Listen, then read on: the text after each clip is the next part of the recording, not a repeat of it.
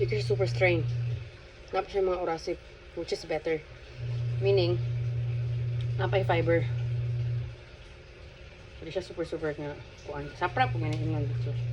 Pero at least, dili pa siya super nga. Juice agad siya. Napa siya sapra-sapra. Which is better.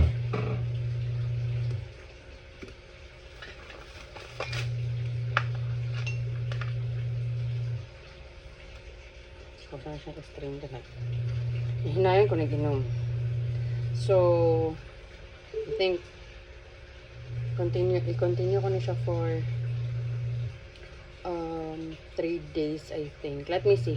Unsa akong reaction. Unsay feeling na ko human ako inom ani today. And if I feel good, then I'm gonna continue it. If not, I'll just continue with the carrots. Carrots lagi siya nga juice. Carrots o pipino siguro or something like that. Carrots with apple. Dili siya na aning kay kung ano siya nga mixture. Carrots, pipino, a little bit of pineapple, lemon, and I also put orange. Like ang orange gyud dili ka nang dili ka nang kuragagmay tato yung orange. And then magmora. A little bit of turmeric po para sa inflammation. So, ako ani is cleansing at the same time curing. So, since taas akong WBC sa urine, and I'm not a doctor, but based on ChatGPT and on my research, meaning there's an inflammation inside. So, since nabulandak man ko, way back July 18, and kusog-kusog yung pagkahagwa na ko dere, and which is right now, agunto po ko karon nga og mulingkod ko, then mulihok ko, sakit akong diri, kaning diri o kanang kapante kay sumpay sa imong paa ug sa mga upper, banam na joint dira ang nagasumpay mo diha dapit, siya dapit, kana tanan connected, then hangtod siya sa may tuhod. So I think connected pud gid dagoy siya. So naay possibility based po sa ChatGPT na nalanog dito sa sulod. So, ano na siya. Kung mag-curing ko ron, pero 2 months naman ko kapin ng antibiotic, July, after 18, like I said, 1 week, antibiotic na ko, and then antibiotic, until na-admit ko August 21, IV, 3 days, dayon, oral, and then, gikan ato, as in, everyday, oral, everyday, wala na gid siya gap. Kung makagap man 1 day ra, rest ko 1 day, then the next day, or like last na ko Saturday, check up ko that time, and then pagkahapon na po resita, wala dyan po na ayo. So super dyan ko sa antibiotic.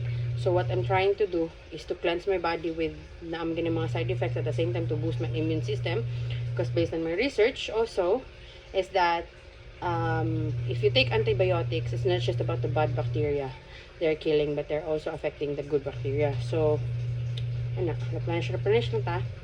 And let's see. So, daghan ko mahimo na juice noon. But, ako po ni tagaan ako mga anak ron. Ako po ni sila paimnon. And I'm gonna show it to you. Mamuinom na sila kaysa mabuna na. Kasam sigang mata og mo buga ni ilong silang mama. Nami siya. Actually, parang ako okay rin ko. Siya yung sabor. Mulabaw lang ginayang turmeric. Pero gamay akong niliputang turmeric. Like, natakalas na. Nani ka daka. Nani siya daka. Taas-taas lang ani. Butang. Mulabaw dyan ang sabor sa turmeric. Yeah. So, nag-search na po ko ani na okay raman siya ang turmeric sa buntis basta kay so far po, yun naman dyan light kung nang dili siya super isog na turmeric. Pero do not follow me ha. Check your OB, check your doctor. Kaya ako, it's my body, it's my responsibility. So, I'm taking the risk. I'm taking the risk kaysa magsigira po ng antibiotic, which is, we all know, it does have side effects. Magana siya mga side effect, wala takabalogon sa whatever it is. And then, wala pang po na cure. So, I stopped it, I opt out sa, and then, let's check. Probably on Saturday, check na ko kung urine, what happens, and if I can see progress, hopefully, then I will not, unya na kumuha to sa nephrologist. So, Kaya nga no, I'm gonna save money pa. I don't know how much would it cost me pa. So, di ba? Hay nako, pero ako akong tiyan, pero 5 months pa na ha. 5 months pa na. Bilbilan lang yung kudaan. If you can see my previous video. So, ano siya? So, it's my own risk ha. So, do not follow me. I would say, do not follow me by taking turmeric. Kay, it's me. It's my body, it's my responsibility. And I take the risk. So, it's for me. For me, it's okay. Like, I calculated the risk.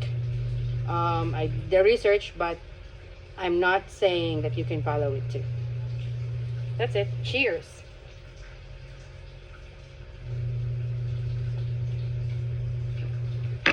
Why I love turmeric? Because it has been proven for me.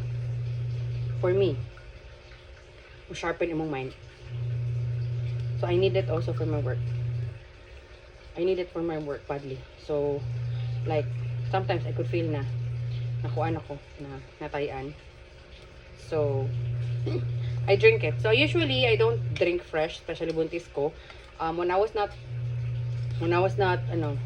pregnant, I drink fresh turmeric juice. So, that's very, very, very, very, what's that? Ano sabi tawag, ano eh? Opposite sa diluted. Concentrated. It's very concentrated. So, it's very concentrated good siya. And I drink like shot glass. 1 or 2 of that. Then, I just put a little bit, pinch of pepper. Or, di ko na ko sa palabihan. Pero sa paglain siya ko paminaw.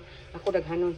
Pero, but for maintenance ra, I usually drink. Di siya shot glass actually.